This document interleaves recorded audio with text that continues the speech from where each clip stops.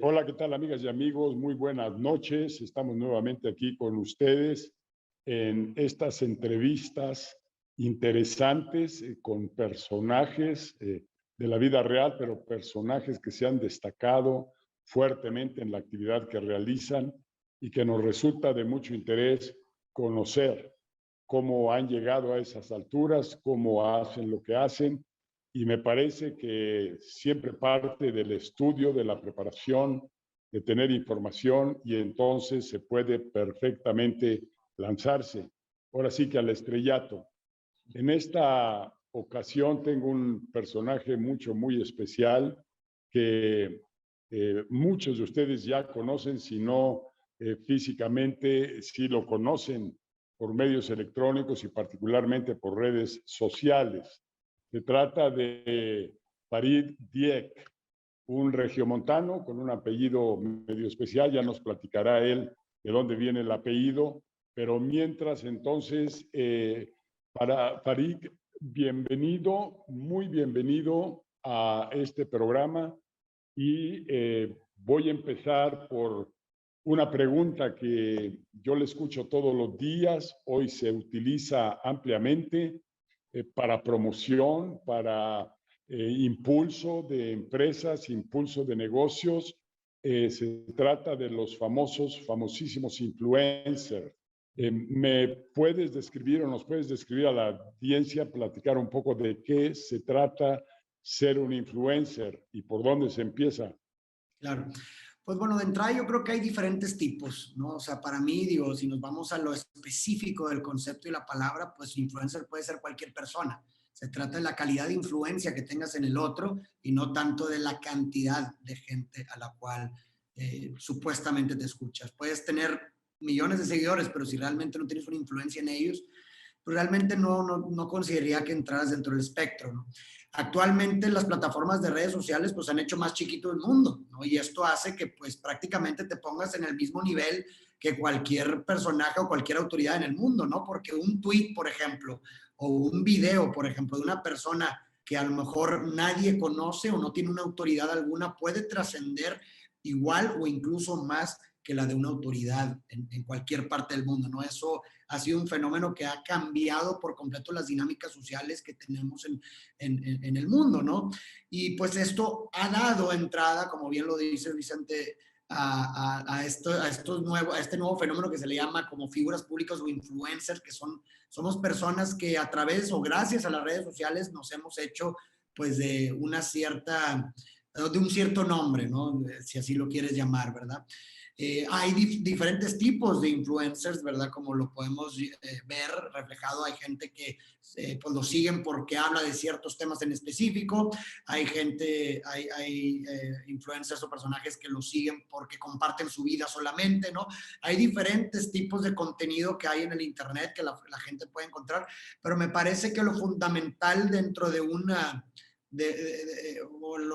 o a mí en lo personal, lo que me transmite el concepto del influencer es esta persona que tiene una cierta autoridad en el tema y puede influir en este tema en la vida de las demás personas, incluso en la opinión de las demás personas con respecto a dicho tema, ¿no? O sea, creo que muchas veces se ningunea esta profesión porque lo es ya, es un trabajo como cualquier otro. Actualmente se ningunea precisamente porque la gente como que mete dentro de una misma categoría a cualquier persona que tenga un público en redes sociales, cuando realmente es que esta profesión tiene un trabajo detrás tiene una estructura detrás, tiene esfuerzo detrás como cualquier otro trabajo y no se debería, creo yo, de demeritar, ¿verdad?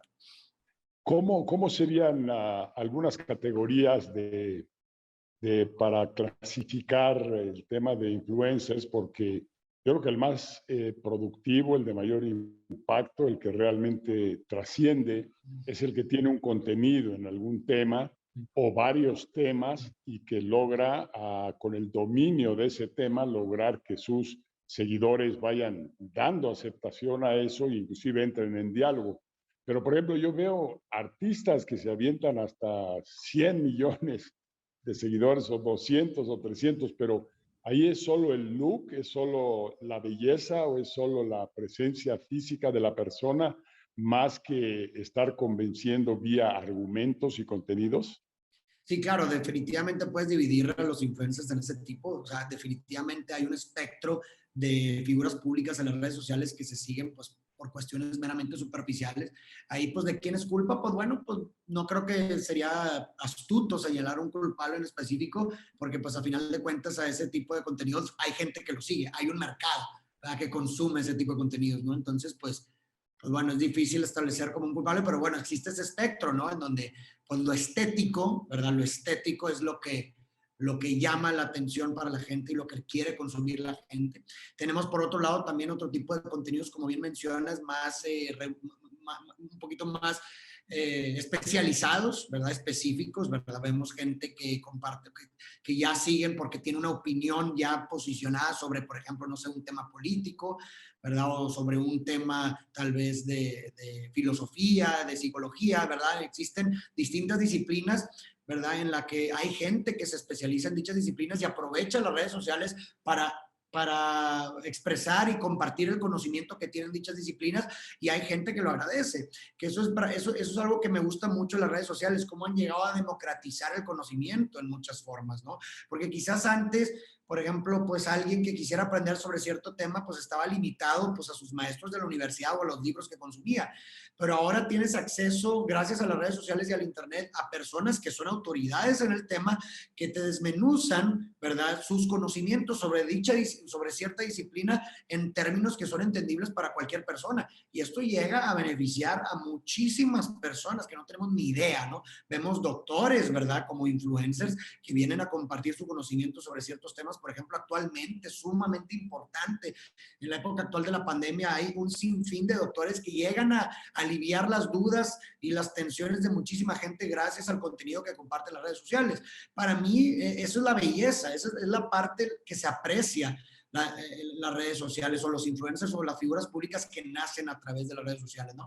También podemos ver en las redes sociales figuras de mero entretenimiento, ¿verdad? Gente que pues, comparte comedia, ¿verdad? Y la gente lo sigue porque pues es un escape para muchas gentes, es un escape de su realidad, ¿verdad? Oye, ¿sabes qué? Vengo de trabajar una jornada sumamente difícil, estoy harto, a lo mejor un poquito quiero despegarme y pues me meto a lo mejor a consumir un poquito de entretenimiento, ¿no? Pero así podemos desglosar, ¿no? Diferentes tipos de contenidos en las redes sociales y por consecuencia figuras públicas.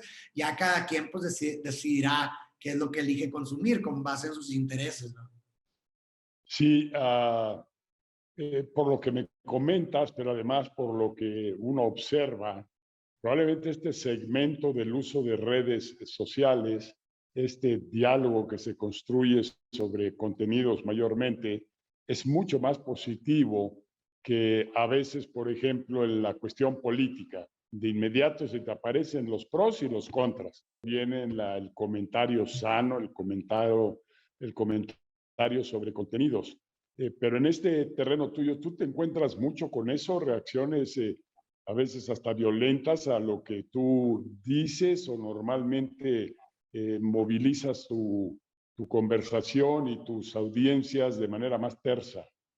Pues la verdad, definitivamente no se compara la cantidad de polarización que hay, por ejemplo, en mis temas con, por ejemplo, la política. Me parece que de alguna forma la política es un tema mucho más polarizante y aún más se polariza más por los algoritmos definitivamente que están detrás de las redes sociales, ¿verdad? Y eso incluso los podemos ver en estadísticas en Estados Unidos, por ejemplo, cómo a partir de la profundización y de la mayor utilización de las redes sociales, la polarización, por ejemplo, entre demócratas y republicanos es mayor. Y es que utilizan, de hecho hay una analogía, una metáfora que me gusta bastante para reflejar esto, que hace cuenta que es una botella en donde hay hormigas rojas y hormigas negras del otro lado, están cada una en su onda, pero de pronto como que se mueve el frasco y se combinan las rojas y las negras y se empiezan a pelear entre ellas, porque creen que se están peleando por una causa justa, pero la pregunta aquí no es por qué se están peleando, sino la pregunta aquí es quién movió el frasco, quién agitó el frasco.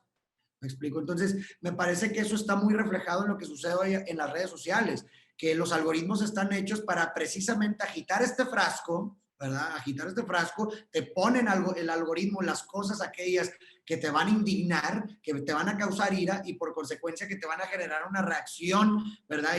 Y estancarte ahí en las redes sociales. Que esto precisamente genera pues que la gente esté más en las redes sociales y pues por consecuencia negativamente que se polaricen más. Y eso lo vemos muy reflejado en las redes sociales, en Facebook, en Twitter. Por ejemplo, una de las estrategias que utilizaron en Facebook para Donald Trump, por ejemplo, en su momento, fue precisamente darle los contenidos de las conferencias y las pláticas y los anuncios de Donald Trump a los demócratas.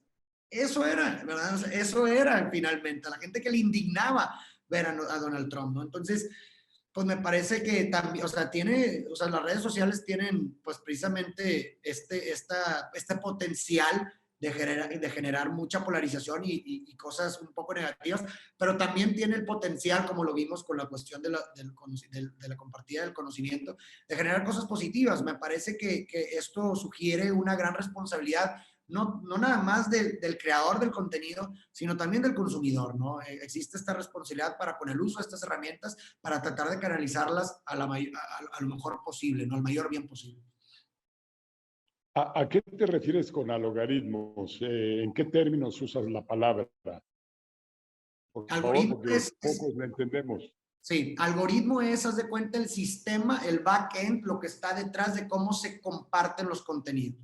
Sí, o sea, te voy a poner un ejemplo. Yo tengo mi página de Facebook, yo subo un contenido, un video, imagínate, pero pues quien controla a quién se le muestra ese contenido, porque no se le muestra a todos, ¿verdad? Imagínate que hay un tren como que de conexiones que finalmente llegan a diferentes raíces, que llegan a diferentes personas. Eso lo controla algo que se le llama el algoritmo. ¿Me explico? O sea, el algoritmo controla, es algo que es como un ente imaginario detrás que controla a quién vamos a mostrar el contenido de Farid, ¿no? Oye, si de pronto por ejemplo, si de pronto vemos que el contenido de Farid está siendo muy receptivo para este tipo de gente, de esta clase social, de esta escuela, de este estatus socioeconómico, de este pensamiento, etcétera, entonces el algoritmo que dice, ok, vamos a mostrarle el contenido de Farid a esta gente. ¿No? Esa se cuenta una inteligencia artificial. O sea, no es algoritmo, no es Zuckerberg de Google, el patrón. No, No es él el que hace estas maniobras allá atrás. Son producto de hechos naturales, de hechos registrados. Es como se van dando. el algoritmo es contingente de la inteligencia programada por quien programó las redes sociales, ¿no? Pero tiene pues, casi autonomía, ¿verdad? Pues, digo, obviamente lo puedes editar, pero tiene, o sea, su funcionamiento es autónomo casi. Bueno, oye, tenemos que ir a un corte, ya se nos fueron estos 10 minutitos. Vamos a un corte y enseguida regresamos con ustedes de la audiencia.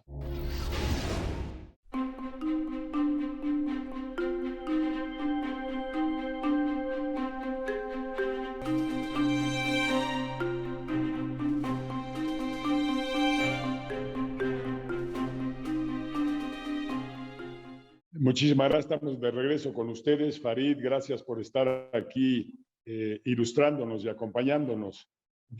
Farid, a ver si me ocurre, yo he dado y sigo dando muchas conferencias. Normalmente para mí es de sumo interés preguntar o informarme antes de la conferencia de qué tipo de personas van a estar ahí. Si son estudiantes, si son adultos, si son jóvenes, si son de manera muy preponderante, gente muy informada, porque entonces uno puede caminar en la conferencia un poco sintiendo que se está uno dirigiendo y conectando con esa gente. Cuando tú lo haces por redes, pues no estás viendo a tu interlocutor, no estás viendo a la persona que le hablas. ¿Cómo sabes cuál es su definición o ves mucho de sus respuestas y sus participaciones para irte configurando en tu mente cómo son esos auditorios? Definitivamente, sí. Las redes sociales afortunadamente me dan una cierta retroalimentación de cuál es el perfil de gente que me sigue o que más reacciona a las cosas que yo digo, ¿no? Entonces me entrega como que, oye, ¿sabes qué? La gente de 18 a 25 años, la gente que más ve tu contenido, son principalmente mujeres de este estatus socioeconómico, etcétera, y asimismo también veo reflejado en los comentarios los temas que me comparten. Entonces, dado a esta información, lo que yo hago es crear una especie de avatar, ¿verdad? Un perfil en donde creo a esta persona imaginaria que es a quien yo me estoy dirigiendo, con base en los datos que me arroja las redes sociales. Entonces creo, oye, por ejemplo, se llama Juanita, tiene 25 años, estos son sus intereses, esto le preocupa, etcétera. Este es el tipo de lenguaje con el cual conecta. Entonces, con base en este avatar, yo escribo mi poesía, yo escribo mis reflexiones, yo hago mis videos hablándole a este avatar o a esta persona imaginaria que yo creé con base en la retroalimentación que recibo. Y la verdad es algo que me ha funcionado. Sí, sí, sin duda que te ha funcionado. Más de 4 millones de personas, que se dice rápido, pero es un mundo de gentes. Es la gente que hay en algún país en Centroamérica, en varios de los países de Centroamérica. A ver, muchos de nosotros en el restaurante, en el teatro, en el hotel, en el lugar en la playa, pues nos interesa, antes decíamos, llevar una celebridad para que si lo ven ahí, otros también fueran y lograron hacerse publicidad. Ahora se está utilizando mucho en estos términos al influencer. Si yo te invito a ti a un lugar, pues físicamente cuánta gente te va a identificar, o tengo que dar un currículum tuyo y entonces ya hacen una referencia y se conectan. ¿Cómo opera eso? Pues normalmente las agencias o la gente encargada de que te quiere contratar en ese ámbito, pues te pide unas ciertas métricas. O sea, por ejemplo, pues un buen uso, imagínate, yo soy el secretario de Turismo de México, ¿no? Entonces yo quiero atraer gente a cierto lugar. Pues depende primero a qué tipo de gente quiero atraer, ¿verdad? Si quiero traer gente de mi mismo México para esta ciudad específica de México, pues bueno, voy a tratar de encontrar algún influencer, un creador de contenido que tenga una alta audiencia dentro de México, ¿verdad? De nada me va a servir traer un influencer de Centroamérica si la mayor cantidad de seguidores que tiene son de fuera de México, si yo no quiero atraer gente de México, ¿no? Entonces, primero me fijaría yo como secretario de Turismo en cuál es la audiencia que tiene este influencer.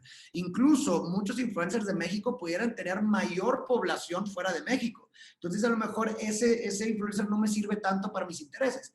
Ahora, en cambio, si me encuentro en un, no sé, digamos, en la Riviera Maya, tal vez, que es un lugar muy concurrido por gente europea, por gente extranjera, pues tal vez sí me interesaría traer un influencer no tanto con audiencias mexicanas, sino también con audiencias extranjeras. Entonces, todo eso tú te puedes dar cuenta de esto con base en, pues obviamente les pides estas métricas a los influencers de los cuales estás interesado. Ellos tienen estas métricas, ellos las tienen, te las pueden dar. Y ya con base en esa información, pues tomas una decisión pues lo más astuta posible. Qué interesante, súper interesante. Bueno, ahora, Farid, si te parece, me gustaría irme al lado de los contenidos y las áreas y los temas en los que tú te mueves, pero es el resultado de intereses muy personales que se mostraron desde tus estudios. Tú traes por ahí 3 carreras o no sé cuántas y traes de muy diferentes una de la otra, con temas que no parecen tener mucho que ver, y tienes seminarios y tienes diplomados. Platícanos un poco de tu juventud, tus primeros estudios ya en la universidad, en qué temas y cuándo fuiste definiendo tu vocación o tus vocaciones. Sí, pues la verdad es que tuve una infancia bastante dichosa.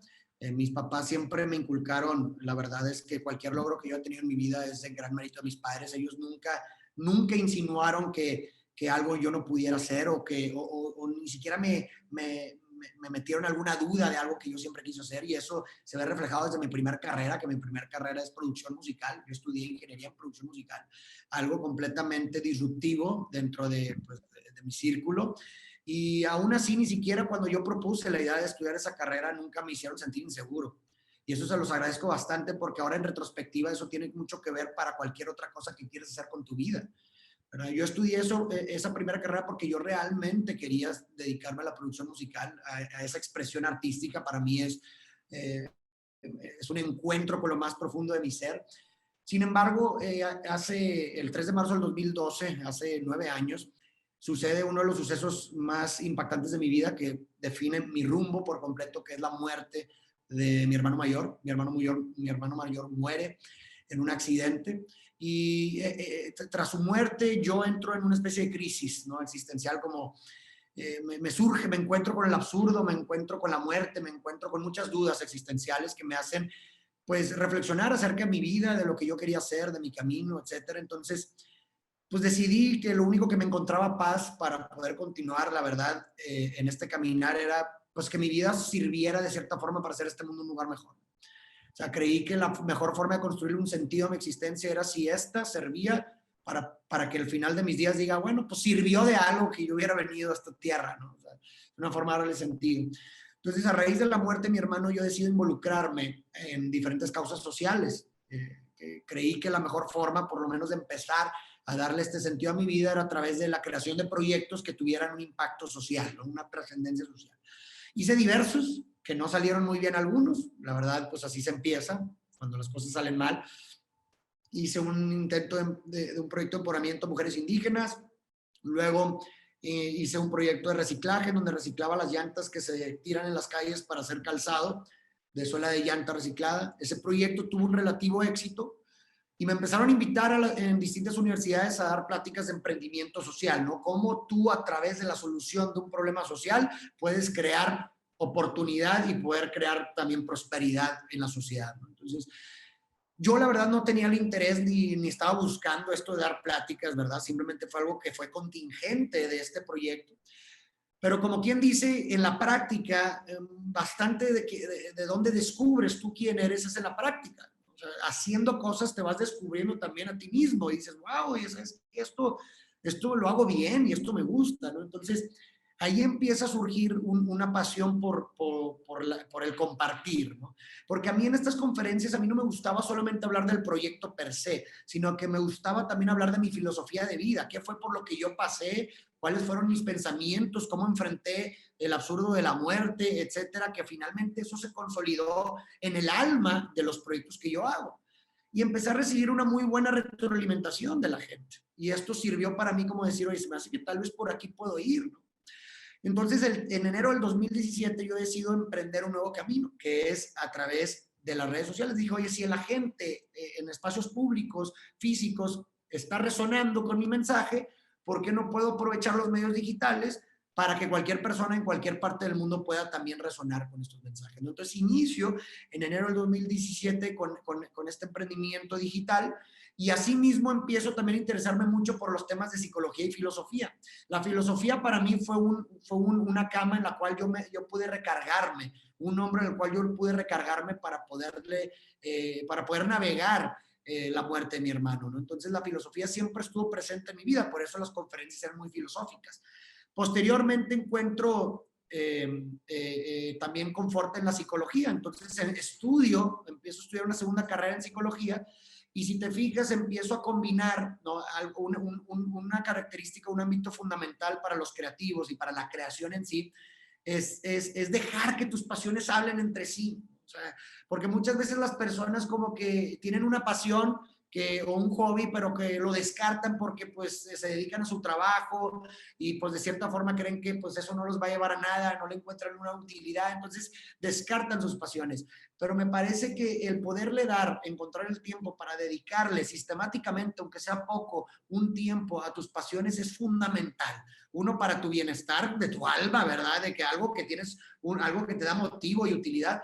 Y por otro lado, para la creación. Porque si tú dejas que tus pasiones hablen entre sí, aunque aparentemente sean distintas, algo muy interesante va a surgir.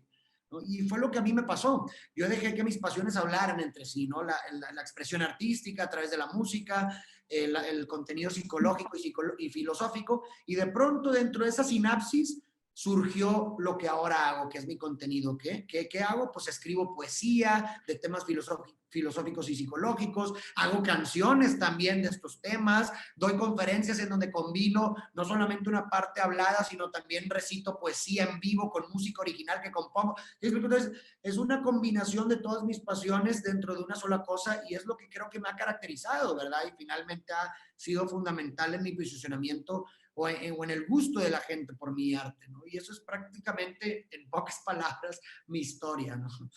Qué maravilloso. No duda que motivas y nos mueves a escuchar más, a seguir. Yo ahora entiendo por qué los seguidores, cómo se van encontrando, porque hablas con mucha pasión, con mucho sentimiento, con mucha convicción. Y qué bueno, eso es formidable. Yo me guío mucho por parte de lo que tú haces, el ser para los demás es mi inspiración jesuita. Me jalan, me atraen, me apasionan y me muevo como pez en el agua en ese terreno. Pero se nos fueron los segundos 10 minutos. Dame un segundito, deja ver qué instrucción nos dan, si nos vamos de corrido o si tenemos que hacer un cortecito de 1 o 2 minutos. Bueno.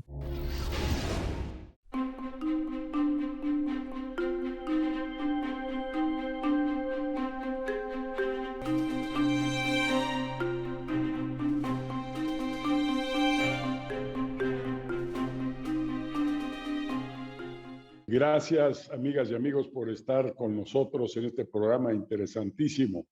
Y regresamos con Farid. Farid, entre lo que nos compartiste, ciertamente está ese buen deseo que a ti te movió en mucho a la acción de aportar nuestro granito de arena, de trabajar para construir un mundo mejor. Y bueno, ese es un gran deseo que buena parte de la humanidad tenemos y sin embargo parece que caminamos al revés. Ese mundo mejor todavía no se nos aparece como lo quisiéramos muchos, tanto en la materia de espiritualidad, tranquilidad, paz, armonía y valores, como en las materias económicas. Hay tanto desencanto y desencantados en materia económica, en empleo, en ingreso, en cuestión de tranquilidad y paz, la no violencia, pues lo mismo. ¿Cómo ves tú el mundo hoy? ¿Dónde estamos situados y hacia dónde estamos caminando? Pues definitivamente uno pensaría que más libertad se traduce, o el dogma es que más libertad se traduce en mayor felicidad, ¿no? O que realmente un progreso, como se le llama, significa necesariamente mayor felicidad. Pero lo que estamos viendo actualmente es a todo lo contrario, es decir, la pandemia real es neuronal, ¿verdad? O sea, vemos un incremento porque bueno, pues es mi área, ¿verdad? Es en la que yo domino y hay un incremento bastante marcado en las enfermedades mentales, tanto que en el 2021 la depresión ya es prácticamente la mayor causa de discapacidad. Es algo impresionante esto, ¿no? O sea, uno pudiera pensar, pero ¿cómo? Pues si vivimos en la mejor época, ¿verdad? En la que pudiéramos imaginarnos de la historia de la humanidad, entonces, ¿qué estamos haciendo mal?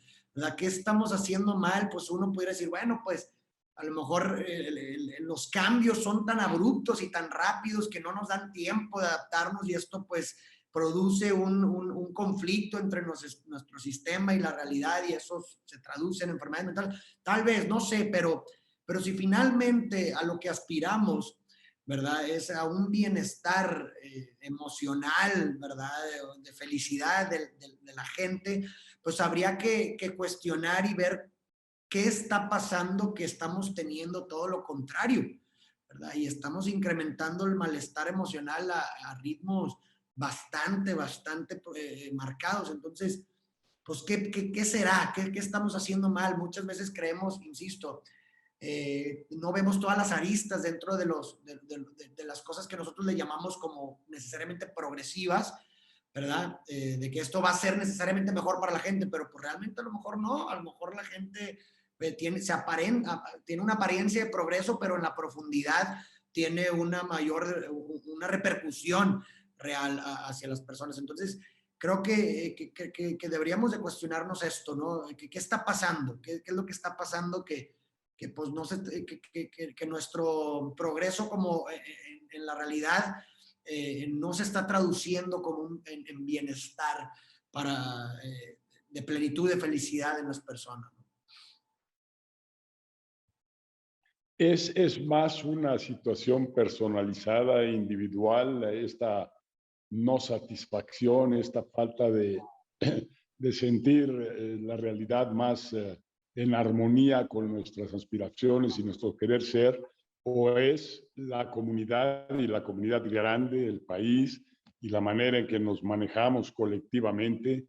Lo colectivo parece estar muy indefinido y parece estar muy en conflicto y parece que la suma de las voluntades de todo mundo no hacen esa colectividad que tenga posibilidades de tener acceso. Sí, claro, definitivamente, o sea, el hecho de separar al colectivo y al individuo ya se me hace como algo que no debería de hacerse, algo ilógico, porque un individuo no está separado nunca del colectivo. Finalmente el individuo es contingente del colectivo, ¿no? No hay un individuo en el vacío, no hay un individuo aislado, ¿no? Entonces, por supuesto que hay una relación simbiótica y recíproca entre el individuo y su colectivo, en tanto que el colectivo determina, pues mira, de entrada las herramientas con las cuales el individuo se relaciona con los otros y con el mundo, se las otorga el colectivo, se las otorga el otro. Las aspiraciones, muchas de las aspiraciones de los caminos de vida, de las reglas finalmente la sociedad, pues son parte del colectivo y esas condicionan y sujetan los actos individuales, ¿no? Y viceversa, los actos individuales también tienen un impacto y una influencia en el colectivo. Entonces, me parece que por ahí va, o sea, me parece que hay una disonancia, como bien lo mencionas, una disonancia entre el colectivo y el individuo, en tanto que no, o sea, hay una disonancia que esa discrepancia, ¿verdad?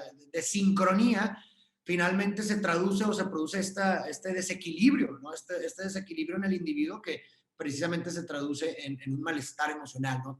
Tenemos que encontrar una forma de armonizar al individuo y al colectivo que finalmente pues realmente son uno solo, ¿verdad? Pero tenemos que armonizarlos creo yo que es la forma para poder pues, mejorar la calidad de vida de las personas, ¿no? Sí, finalmente, porque ya nos vamos acercando al final, qué rápido se ha ido el tiempo. ¿Cuál es mayormente el tema que comunicas a través de conferencias o un par de libros que tienes o has ido evolucionando y variando hacia temas diferenciados? Pues la verdad, siempre abarco, o lo que trato de abarcar son temas filosóficos, con base en mi experiencia. O sea, por ejemplo, toco mucho el tema de la muerte. El tema de la muerte desde un punto de vista filosófico. O sea, creo que la muerte es algo con lo que todos nos vamos a enfrentar, ya sea muertes de seres queridos o incluso la realización de nuestra propia muerte, ¿no? Entonces, me gusta tocar desde un punto de vista filosófico temas cotidianos, temas de vida, experiencias que todos vivimos con día, abordarlos desde un punto de vista filosófico y psicológico. Eso es prácticamente en lo que gira alrededor mis conferencias, mis videos, mis poemas, etcétera, ¿no? Oye, lo filosófico tan repetido en lo que nos dicen, en lo que nos dices, ¿qué es al final? Lo filosófico es preguntarte a ti mismo, ir a tu interior, conocerte en profundidad y tratar de ajustar tus cosas internas para hacia afuera ser más eh, pues productivo en el sentido de asociar mi propia vida a cosas buenas. Eh, de hecho, ya estamos acabando. Danos un mensaje final así de un empujón hacia una buena esperanza, una buena posibilidad de que las cosas irán mejor, una buena fórmula para ser un poco más felices. Pues bueno, no me gusta crear así como dar fórmulas porque creo que la experiencia es subjetiva y cada quien construye su propio camino, pero creo que podemos ir por ahí. Me parece que la mejor forma o la mejor razón más bien de crear algún proyecto, algún camino de vida o incluso la mejor razón para vivir es la de crear significado, ¿no? O sea, crear significado con tus proyectos, crear significado con tu vida, ¿verdad? ¿Y qué significa crear significado? Pues que tu vida o tus proyectos o cualquier cosa que hagas sirvan para hacer de este mundo un lugar mejor, ¿no? O sea, y creo que la mejor forma de hacer esto es, o sea, la mejor forma de que tú puedes entregar de tu individualidad, ¿verdad? Al exterior y al mundo es a través de haciendo las cosas que te gustaría que estuvieran hechas. Es decir, escribe el libro que quisieras leer, ¿no? Compón la canción que tú quisieras escuchar, sé el presidente que hubieses querido tener, ¿verdad? O sea, creo que de esa forma, con esa estrella de Belén, es que nosotros podemos entregarle nuestra individualidad y nuestra unicidad al mundo y de esa forma crearle un sentido a nuestra existencia, ¿no? Pues Farid, muchísimas gracias. Profundos contenidos nos compartiste en cosa de media hora escasa. Yo estoy seguro que quienes nos están viendo y escuchando van a recoger muchas buenas ideas de aquí y convertirse en seguidores tuyos para seguir alimentando esta buena vibra, esta buena forma de ser, esta buena forma de hacer. Así que te agradezco muchísimo, de verdad, a nombre de la audiencia, a nombre mío propio, y pues que te siga yendo igual de bien, porque a todos nos vas a comunicar ese bienestar y ese bien ser. Gracias. No, hombre, gracias a ti, presidente. Es un gusto poder compartir con ustedes y nos vemos a la próxima. Gracias.